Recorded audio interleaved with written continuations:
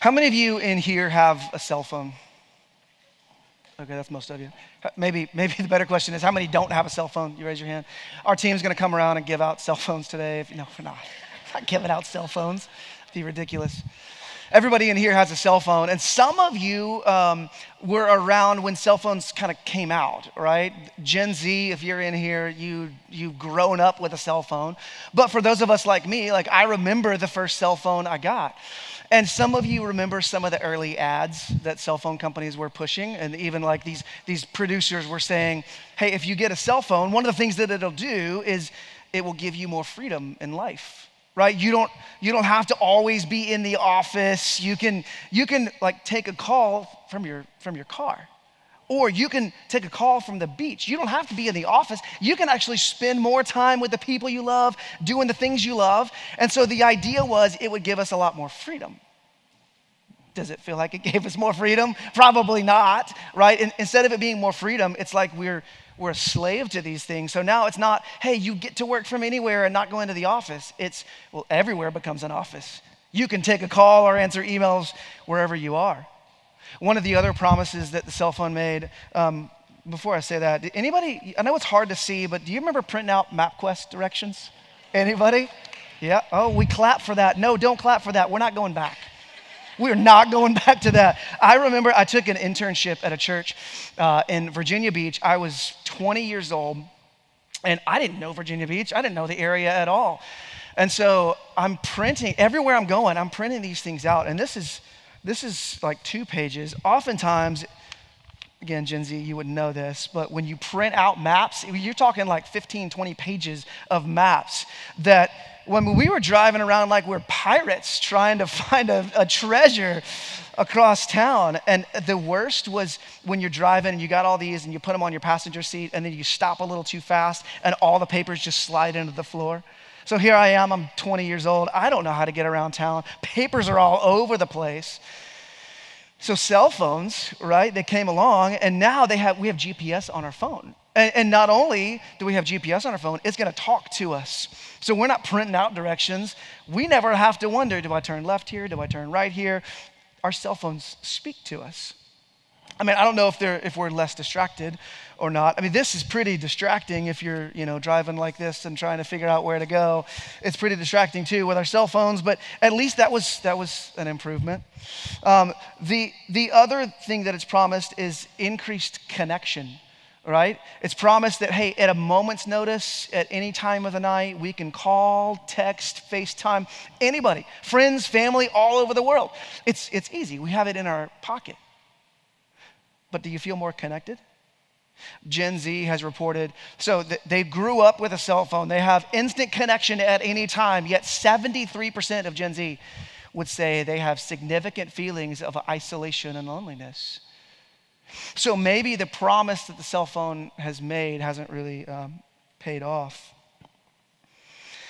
There's some stats that have come out on isolation and loneliness. So we have in the drop of a hat the ability to connect with anybody, so we shouldn't be lonely. Yet a study from the National Institute of Health has said this, that air pollution, if you deal with air pollution, there's a 5% chance that you're gonna die early. Nobody wants to die early, right? So let's do whatever we can to combat air pollution. Living with obesity, 20% chance that if you live with obesity, you're gonna die early. Again, nobody wants to die early, so we put all kinds of thought and effort into figuring out how do we combat this because it's bad. Excessive drinking. If you excessively drink, there's a 30% chance that you would die early, right? So there's all kinds of measures in place so that we can curb this. Yet the last one up here, living with loneliness, if you live with loneliness, there's a 45% chance that you would die early. Isn't that astounding? This is a scientific group that's doing a study, and this is what we learn. Not only this, a couple years ago, I don't know if you saw this, but the Surgeon General released a study where they had said, hey, we're beginning to see the effects across the country that loneliness and isolation is producing. Here's what they said, that if you deal with loneliness, there's a 29% increased risk of heart disease. So again, we as a culture have done all kinds of things to mitigate this risk. We focus on what we eat, on what we don't eat, on exercise, on sleep, all this because we don't want heart disease. Nobody wants heart disease. So 32%, if you deal with loneliness, there's a 32% increased risk of stroke. Again, like we're trying to combat a stroke. We're trying to deal with our stress levels and our anxiety levels. We're doing whatever we can to not deal with that. Yet there's a 32% increased risk of stroke if you deal with loneliness. There's a 50% increased risk of developing dementia. Nobody wants dementia. Yet what the Surgeon General found out is that if you deal with loneliness, you're at a high risk of developing dementia. And then there's a 60% chance, this is what the Surgeon General found, that if you deal with loneliness, there's a 60% chance that you would experience a premature death. Isn't that astounding? Maybe you've felt different seasons of isolation and loneliness, and you've wondered if it has any effect. The Surgeon General is saying it has a profound effect. Even our criminals get this. Think about the prison system, right? And what's the worst form of punishment for a prisoner? Solitary confinement, solitary isolation. If a prisoner has been, at least even for a small time, been isolated like that, they've been in solitary confinement, it's a 24% chance that within a year of them being released from prison, they'll be dead. So it's not just in our broader culture, it's even in our prison systems that this isolation is what the Surgeon General would call, these are their words, an epidemic. This is pervasive. And we see it in our sense of cell phone and connectedness and not really feeling connected. This is why you can sit in a room full of people. You're surrounded by people, yet you can still feel alone. This is why you can have a cell phone in your pocket and at a moment's notice be able to connect with anybody, yet you still feel like you're the only one. You still feel like you're navigating life by yourself.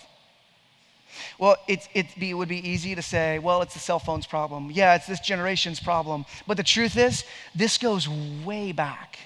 And so we're going to read a story in Scripture today. You can go ahead and turn there if you want. It's 2 Samuel 11. If you didn't bring your Bible, we have one that we'd love to give you. It's one of those black Bibles on the chair beside you. Just take that as our gift to you. We're going to read a story today that I think a lot of you are going to be familiar with. It's a story you've probably heard before, whether you grew up in church or if this is your first time ever in a church, you've probably heard this story. But there's going to be some truth in here that we can learn that connects directly with isolation. Yet I think we're going to have to do a little bit of digging to find the truth.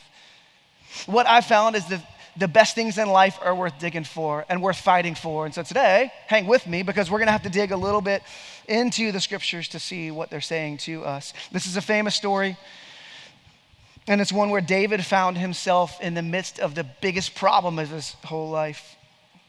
So 2 Samuel 11, verse 2, we're going to start with. It's a story of David and Bathsheba, and it is a tragic story. I love how the Bible is just so real and grimy and gritty. It's like it doesn't sugarcoat life. And if you think that the Bible sugarcoats life, I think that probably just means you haven't read enough of it, because the story that we're going to read today is real. So start in verse 2. It says this: It happened late one afternoon when David arose from his couch and was walking on the roof of the king's house, that he saw from the roof a woman bathing, and the woman was very beautiful. So what happened in the verses, the chapters leading up to this, historically what happened is that David was king, and he began conquering some people, and he was riding this high. So over the past couple chapters, you can go read this on your own. David had won all kinds of battles, and he was this really, really popular king.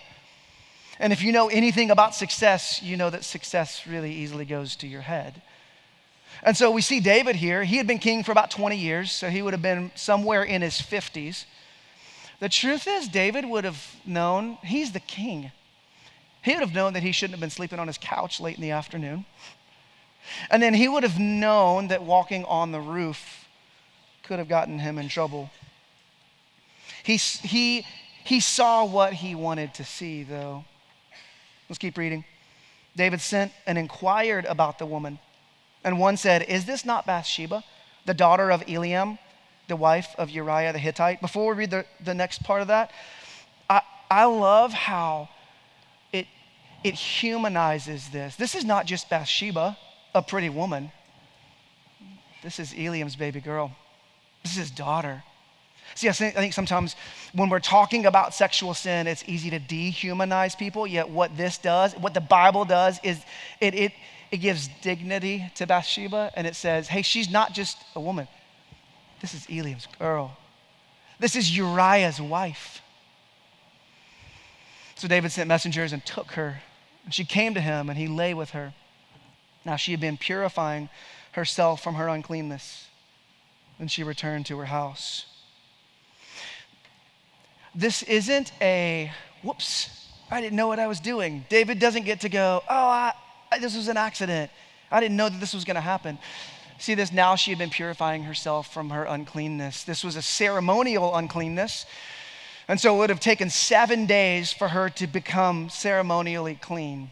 So not only did David walk on his roof, see a pretty woman, and be reminded this is Eliam's daughter, this is Uriah's wife, he would have brought her into his palace and then had to wait 7 days. This was not an accident. This was intentional. David did what he wanted to do. So how does this happen? Acts 13 and 1 Samuel 13 both tell us that David was a man after God's own heart. He's one of the central characters in the entire Bible. So how does he get to this point where he's intentionally choosing to do things and he's intentionally choosing to wreck his life? How does this happen? Well, when you read the Bible and you're kind of confused about how would something like this happen, you should read it in context. Read the verses before, read the verses after. Try to understand what the writer is telling you. So for that, let's go back to the very first verse of this chapter and we'll read it together. Right before David walked on the roof, here's what we learn. In the spring of the year, the time when kings go out to battle, David sent Joab and his servants with him and all Israel. And they ravaged the Ammonites and besieged Rabbah. But David remained at Jerusalem. So historically, here's what would happen. Wars would start, but then they would pause during the cold months. So war wasn't necessarily a 365-day-a-year thing. War would happen in the warmer months. When it would get cold, soldiers would go back home or they would go back to their base and they would wait until the weather warmed up. So that's what's happening here. So David sends out Joab, his commander, and he sends out, this says, and his servants with him and all Israel. But David remained at Jerusalem. See, David was making a decision. We know the decision he's about to make. David's making a decision to do what he wanted to do. And in order to not be held accountable for that, he sends out his advisors, his commanders, all Israel. He sends them out, leaving him free to do what he wants to do. So here we see David's first problem, and I believe the first antidote to isolation. Remember, we're talking about isolation today, and we've seen some of the physical effects of it. You felt some of the physical effects of it, so we want to find an antidote from David's life. So the first antidote is proximity. See, David had a proximity problem. He had people in his life, which means he kind of had done it halfway right. He had advisors, he had counselors, he had people. Yet, when David found something that he wanted, he sent those same people away. You know people who have done this exact same thing. I've been in ministry for a while now, and I've seen so many people that when life falls apart, when life becomes too difficult for them to navigate, they send those people in their life away. We've been a part of small groups where somebody doesn't show up for a few weeks or a couple of months, and then you find out that they've been walking through really difficult places in their life. You know people like this too. I wonder why.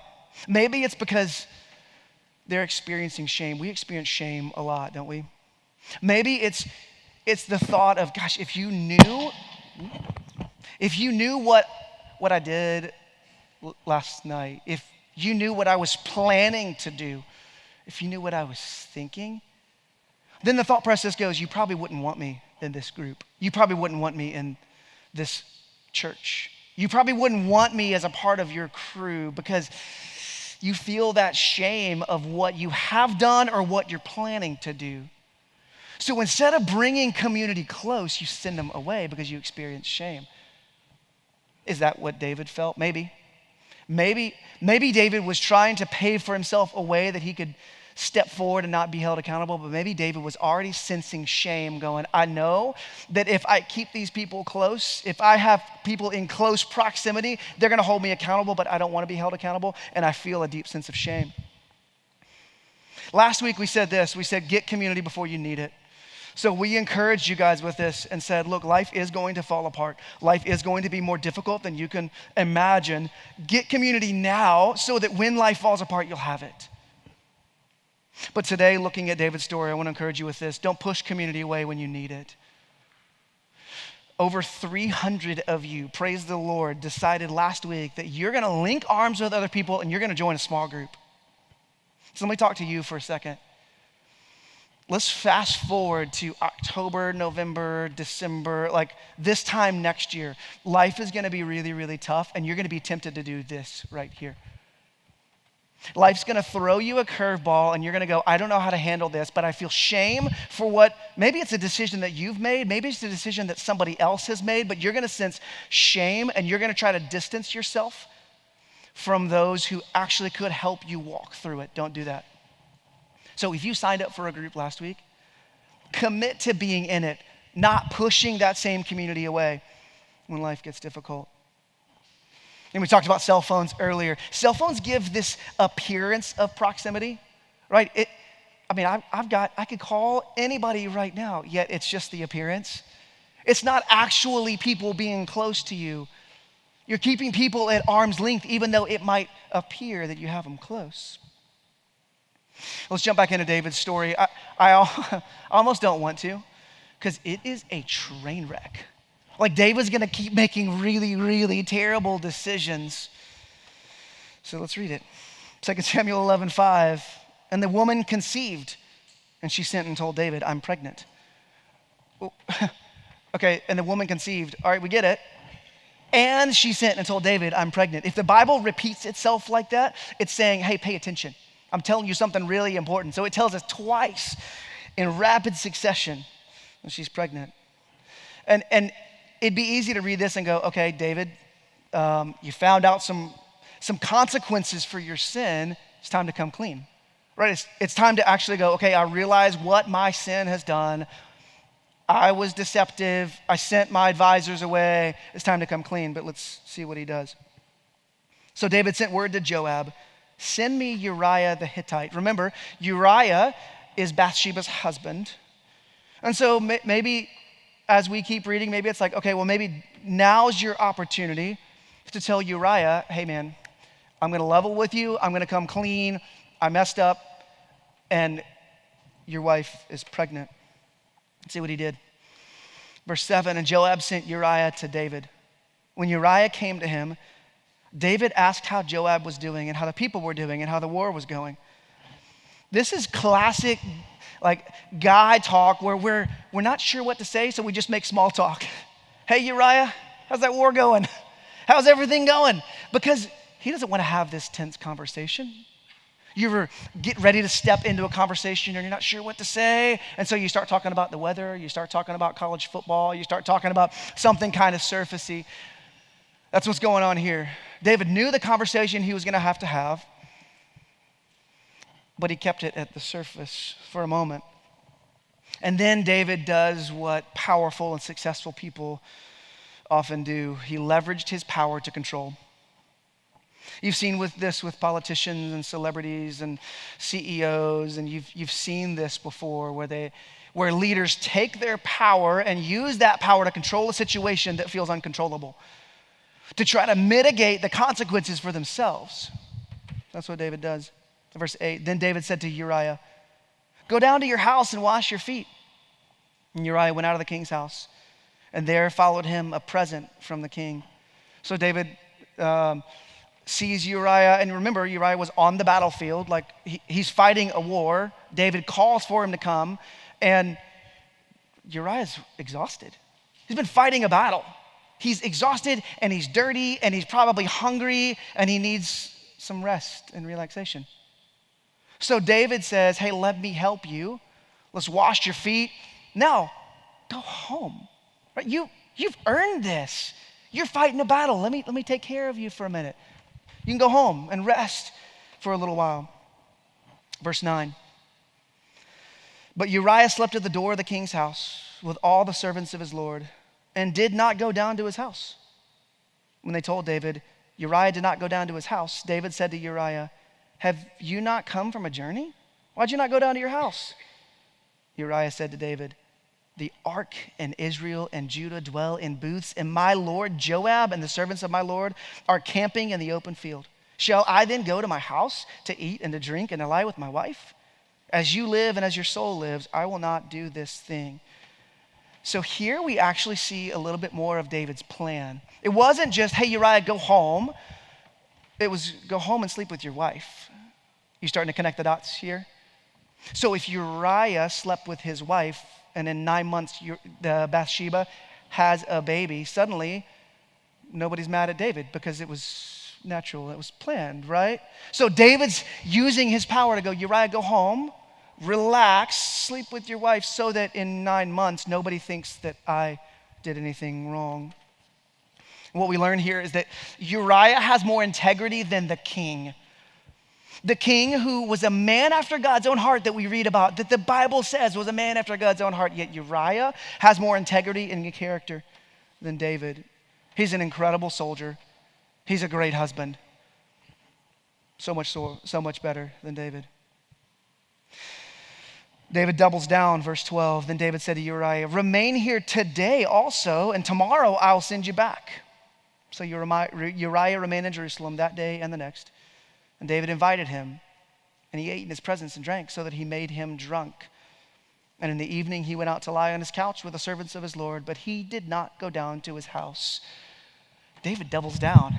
He's like, okay, Uriah, you were a good soldier then, but how about you come into my house? Just relax. I'm going to give you all the food you want, and then I'm going to get you drunk and send you home so that you sleep with your wife, so that I don't get the consequences of the sin that I've committed. Remember Joab? Let's see what he says. In the morning, verse 14, in the morning, David wrote a letter to Joab and sent it by the hand of Uriah. What nerve. In the letter he wrote, set Uriah in the forefront of the hardest fighting and then draw back from him, that he may be struck down and die. So he writes this letter that he's going to send to Joab, the commander of his forces. And in the letter he gives to Uriah, and it says, hey, I want you to send Uriah to the front lines. Battle's going to be happening. And when the battle happens, I want you, Joab, to pull all the forces back, but leave Uriah at the front, so that Uriah would die, so that David doesn't have to deal with the consequences of what he had done. David concocts this whole plan, and he works it even through Uriah, making Uriah deliver his death sentence to his commander. You know what's interesting here, though? You know what it says? It says, in the morning, David wrote a letter to Joab. It doesn't say that he consulted Joab. It doesn't say he asked. Joab was his commander and his counselor. But he doesn't say, hey, Joab, how do you feel about this? How's Uriah doing? How are our troops doing? Do you think this is a good idea? No, he doesn't say any of that. It says he wrote a letter to Joab and sent it. There was no question in this. He didn't ask for feedback, and Joab didn't give it. And here's where we find the second antidote to isolation.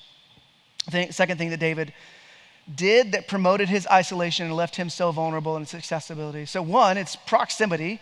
If you're going to fight isolation, you have to keep people in your life. But then the second thing is that accessibility. You have to give them access to your life. So David had people, that's great, but he had not given them the permission to ask the hard questions or to provide any sort of feedback. If you're going to do battle against, again, what the Surgeon General calls an epidemic, then you've got to focus on your accessibility. Being isolated is not about being a loner. It's also not about having a lot of friends. Being isolated, part of the way that we fight against that is that we give people access into the deep recesses of our hearts. John Acuff says this: people who can't be questioned end up doing questionable things. Woo-hoo. Some of y'all need to write that down. People who can't be questioned end up doing questionable things, and that's what we see played out in the life of David. He couldn't be questioned. He sent word to Joab. I don't know what Joab was thinking, but that was a terrible idea to leave Uriah, this incredible soldier, on the front lines and then back away and let him die. It was a terrible idea, but David couldn't be questioned. You know people in your life who can't be questioned. It's the guy that you can't ask him, hey, why do you talk to your wife that way? It's the girl that you can't say, why do you spend your money on those things? It's your boss that delivers rules and expectations, and you can't ever question that. You know people who can't be questioned. An unfortunate side effect of that is that they often do questionable things. So you've got friends. That's great. You have people that you would call friends in your life. That's amazing. But have you given them access? Who has the permission to ask you how your marriage is going? Who has the permission to ask you how your finances are?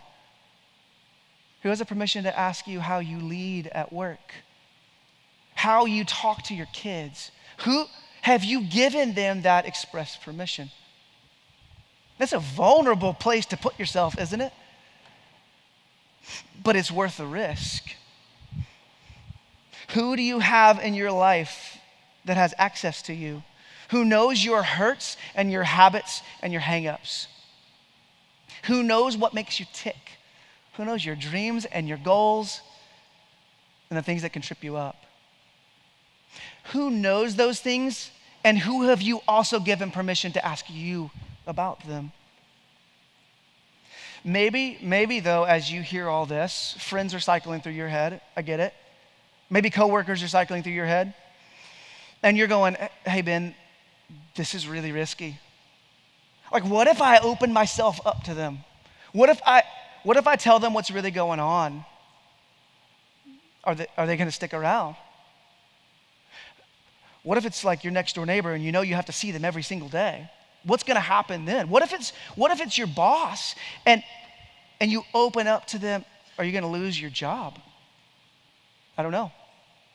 I think I would say if you feel that risk, you're probably right to feel that risk. This is very risky. But I'll match your risk with the other risk, which I think is more dangerous, which is living isolated.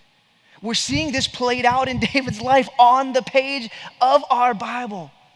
So sure, it's risky to live accessible, but you know what's more risky? To live inaccessible. You don't want to do this.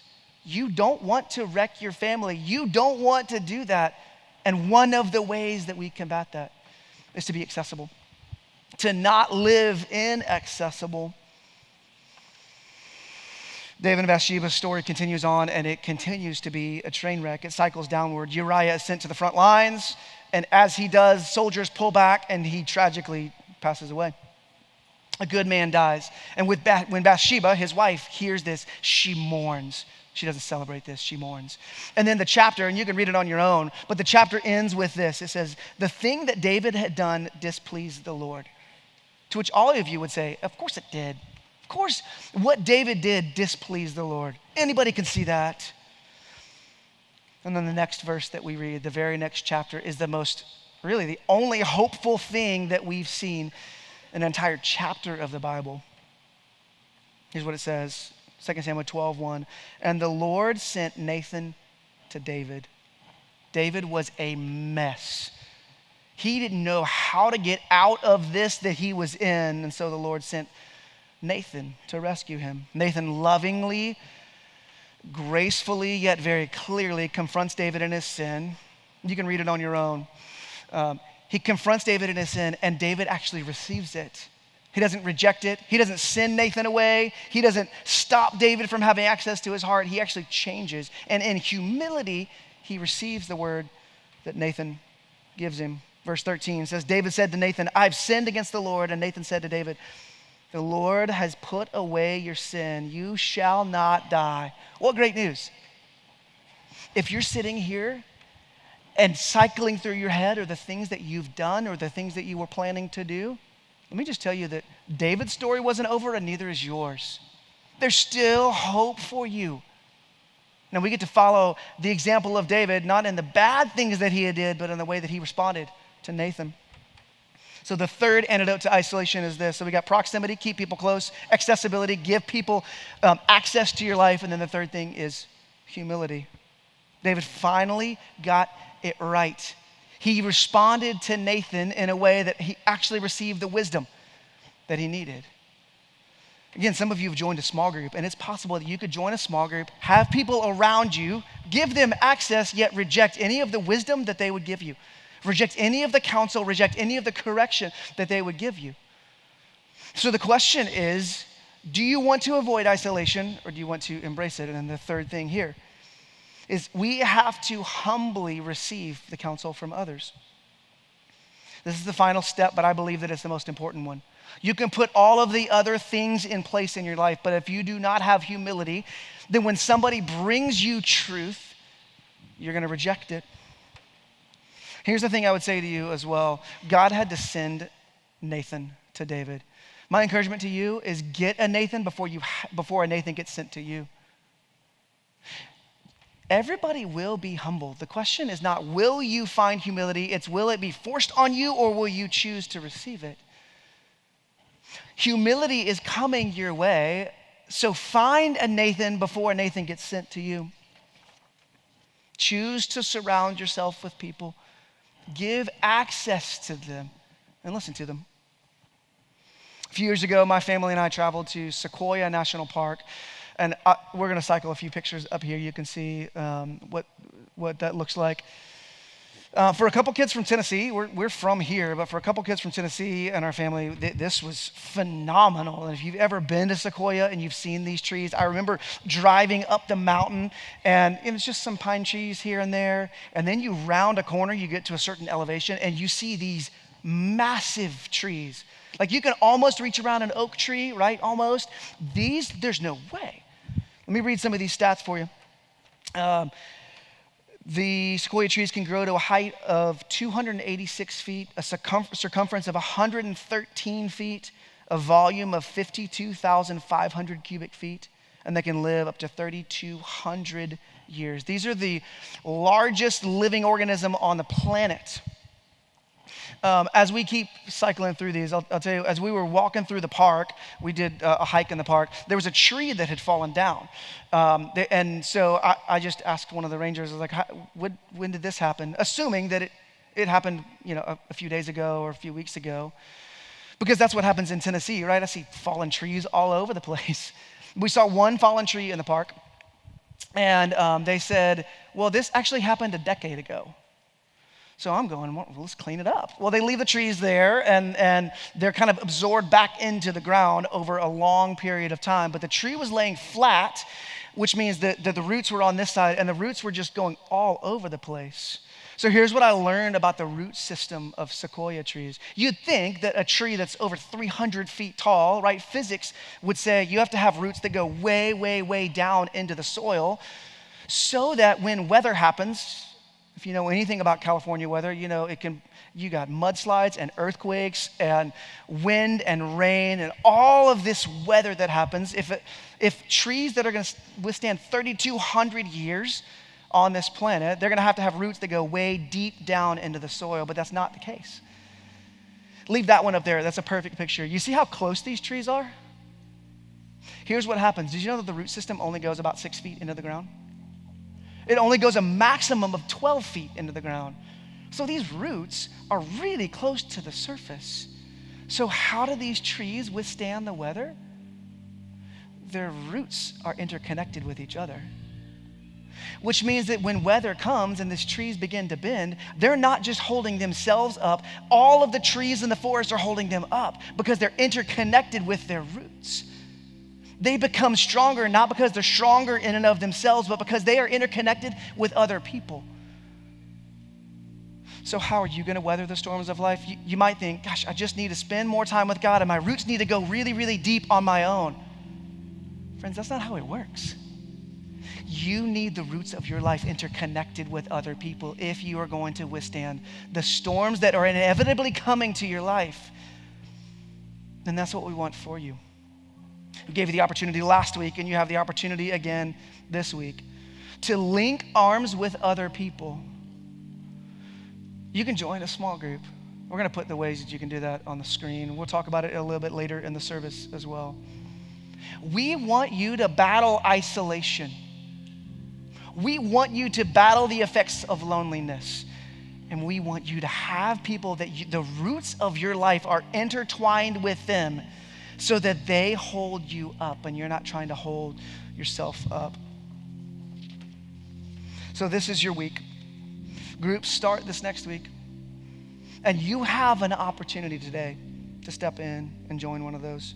And maybe right now you're going, I don't have time. I'm busy. You're really busy. You have a really important job. I know you do. You do important things in our community. I know you do. Yet the risk of not joining a group, I believe, outweighs the risk and the commitment of joining one.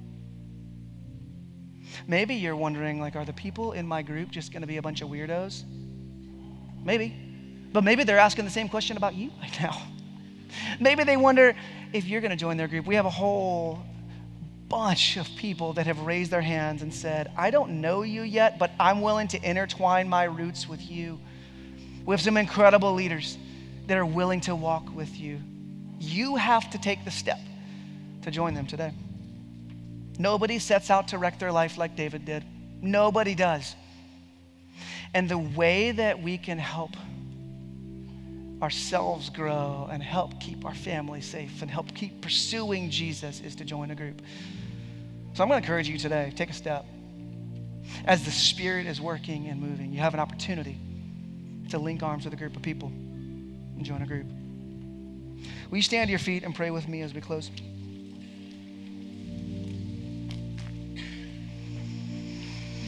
God, we thank you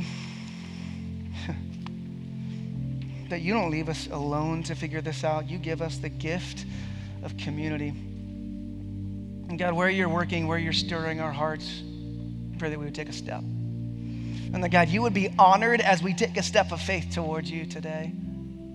And that we would see the fruits right away and in the long run. Okay, we pray that excuses wouldn't get in the way of us pursuing you because we want you with all of our hearts. We pray this in Christ's name. Amen.